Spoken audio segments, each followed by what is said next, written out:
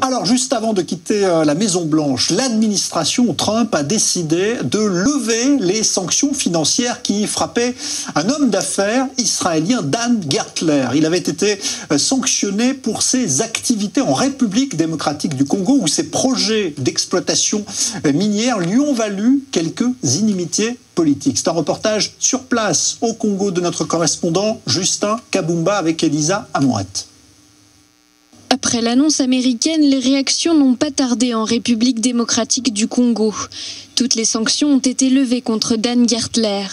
Le milliardaire israélien qui a bâti sa fortune grâce à l'exploitation minière, diamantaire et pétrolière en RDC était accusé d'avoir signé des contrats opaques entachés de corruption avec l'administration de l'ancien président Joseph Kabila.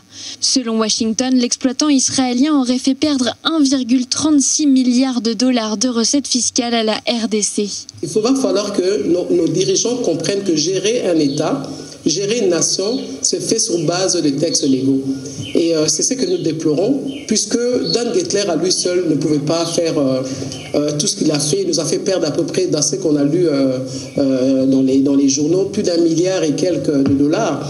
Mais je ne pense pas qu'il l'a fait seul. Il l'a fait avec les dirigeants congolais. Avec la levée des sanctions américaines qui avaient été mises en place en 2017, le magnat israélien a également obtenu une licence d'exploitation de cobalt et de cuivre d'1 an.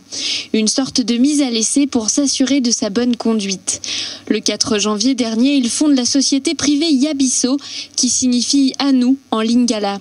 L'idée, c'est d'employer des jeunes Congolais et de les faire participer aux bénéfices des richesses de leur pays. Mais pour le collectif, le Congo n'est pas à vendre, il va falloir surveiller de très près les agissements du chef d'entreprise.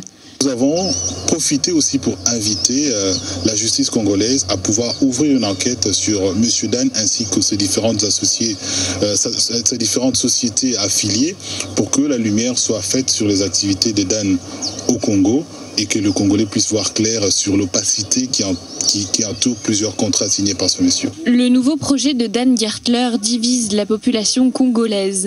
Un proche du président Tshisekedi a encouragé les Congolais à investir dans cette nouvelle exploitation. Mais pour de nombreuses associations, c'est encore un pillage orchestré des ressources de la RDC. Pour la candidate à la présidentielle en 2018, Marie-Josée Ifoku, la corruption est un problème systémique dans son pays. Il y en a plein, il n'est pas le seul.